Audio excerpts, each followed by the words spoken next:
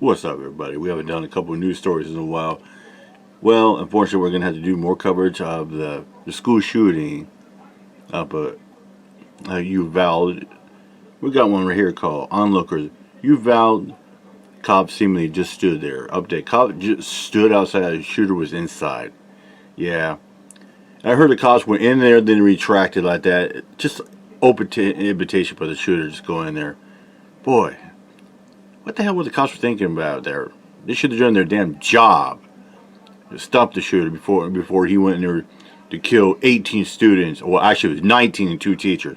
Let's get to the video, shall we? So as that aftermath of the elementary school massacre in Uvalde, Texas, as it continues to unfold, what we are now focusing on is law enforcement's response, or lack thereof. We have new footage that's emerged during the attack that really shows that there were a lot of frustrated onlookers, parents, and members of the community urging police officers to charge into that Texas elementary school. Go in there, go in there. The gun why did they need to wait for a special team or SWAT? Teachers. Now watch this footage here. Check it out.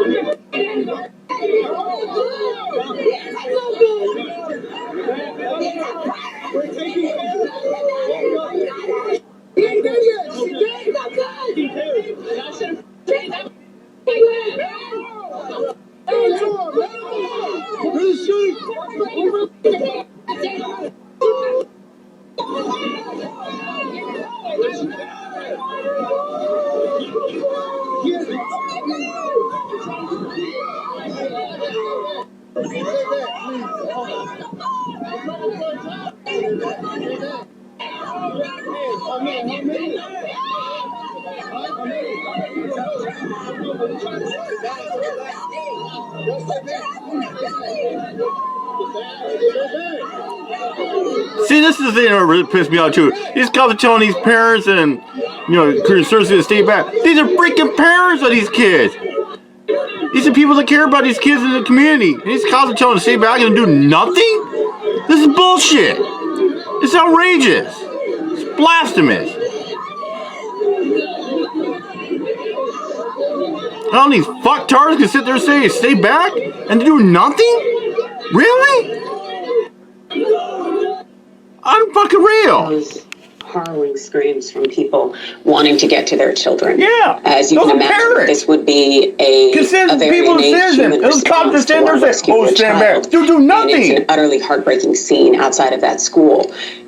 But the thing is that we saw that the officers were preventing people from entering the building, and that was very difficult for them to watch, especially because the officers, they were unarmed. Tasers, and they were more worried about the parents going there than the fucking shooters already in there. They were ready to stop the parents from saving their own children, as we see in the picture. Look at this shit. And it really also doesn't look at that massacre. And look at that cop. He's got a freaking taser. Why? Why has he got a taser for? From the AP News. Go in there, go in there. Nearby woman shouted at the officer soon after the attack began, said Juan Carranza, 24 years old, who saw the scene from outside his house across the street from Robb Elementary School in the close-knit town of Uvalde. Carranza said the officers did not go in. Javier Cesares, whose 4th grade daughter, Jacqueline Cesares, was killed in the attack, said that he raced to the school when he heard about the shooting, arriving while police were still gathered outside the building. And upset that police weren't moving in, he raised the idea of charging into the school with several other bystanders. Let's just rush in because the cops aren't doing anything like they are supposed to, he said. More could have been done. They were unprepared, he added. And minutes later, Carranza had watched as Salvador Ramos, the shooter, crashed his truck into a ditch outside the school, grabbed his AR-15 style semi-automatic rifle, and shot at 2 people outside a nearby funeral home who ran away uninjured. Now, Carranza said that the officers should have entered sooner, adding there were more of them. There was just. They should have gone there when he got on the scene, not standing like a bunch of fucking piranhas. Encountered a school district security officer outside the school, though there were conflicting reports from authorities on whether the men exchanged gunfire. After running inside, he fired on 2 arriving Uvalde police officers who were outside the building, said the Texas Department of Public Safety spokesperson Travis Considine. The police officers were injured. And we also know that 19 children were murdered here and 2 teachers. And so there are so many questions here in terms of why law enforcement did not enter that building, why they did not do anything for approximately 40 minutes, especially as we now know definitely 40% of that they were in there, then they retracted. Is going to law enforcement. And so there's so many questions about what wasn't done and why wasn't it done. It's beyond me. John, how does this sit with you? It makes me incredibly uncomfortable. I mean, I could hear it in your voice coming out of that video, like listening to those parents, and because we're not hard right wingers, you can't watch a video like that and not mentally cast yourself into their position and think about how they must be feeling, listening to gunshots and wondering if your child just died, wondering why nothing is happening as minute after minute after minute goes by, wishing that you could run in there to save your own kids. And we're finding out now, apparently from one of the officials in the area, that when some of the cops finally did go in, some of them went specifically to get their own kids from inside. So they seem to understand where the parents are coming from, the desire to make sure that your child is safe. And yet they weren't rushing in. They were apparently, I think, understandably terrified of going up against someone who is wielding such a deadly weapon. The issue is, though, that's the job that you sign up for. We all have things about our jobs that we don't like. I don't like covering stories like this. It makes me feel terrible for humanity. But it's your job, and so you do it. If you don't want to have to go up against armed shooters, don't become a cop. Don't go into law enforcement. And don't go in there apparently being unwilling to do what's necessary. And by the way, as we said on the damage report this morning, I don't want them to be facing these sorts of situations. I don't want them to have to go up against someone wielding those deadly firearms. Then help us. Become allies. Cops everywhere could go on strike until there's common sense gun regulation. If they don't want people to have armor-piercing bullets and high-capacity magazines and weapons like AR-15s and AK-47s and all that, they could make it an issue that the right wouldn't be able to run from. But unfortunately, they generally haven't been our allies in that. And so we end up in this position where they'll be going up against people with weapons at least as deadly as their own. But we still expect them to do their job.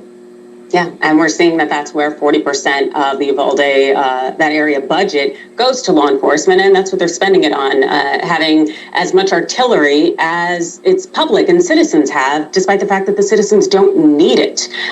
There is nothing militarized that needs to be necessary about our civilian population, yet by virtue of having these guns readily available and accessible to people, it's going to continue to create these situations where law enforcement are afraid to go against civilians because they are militarized and armed.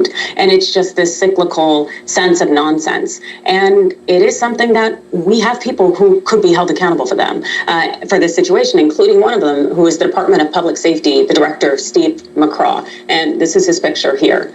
Now, McCraw told reporters that 40 minutes to an hour elapsed from when Ramos, the shooter, opened fire on the security officer to when he was shot. Although a department spokesperson later said that they couldn't give a solid estimate for how long the shooter was in the school or when he was killed. McGraw said, quote, "The bottom line is law enforcement was there. They did engage immediately. They did contain Ramos in the classroom."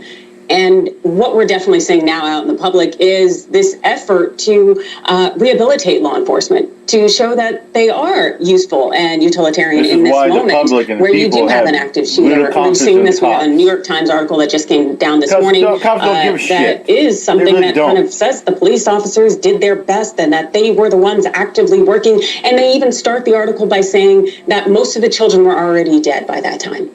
Yeah. This is disgusting, too late, huh? John.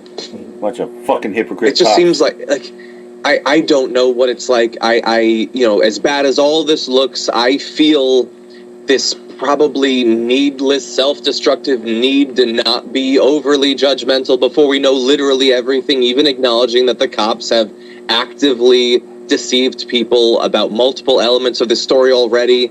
I don't know exactly what it must be like to know that you're supposed to go in there and apparently not be willing to do it, but the feeling coming out of this, it just seems like the cops were so largely irrelevant. It seems like the shooter did basically what he wanted. Maybe he had grander plans. I don't know. It's impossible to say. But we should be able to expect, especially considering the massive amount of resources that are going into these police departments, so that they can handle a situation like this. Yeah.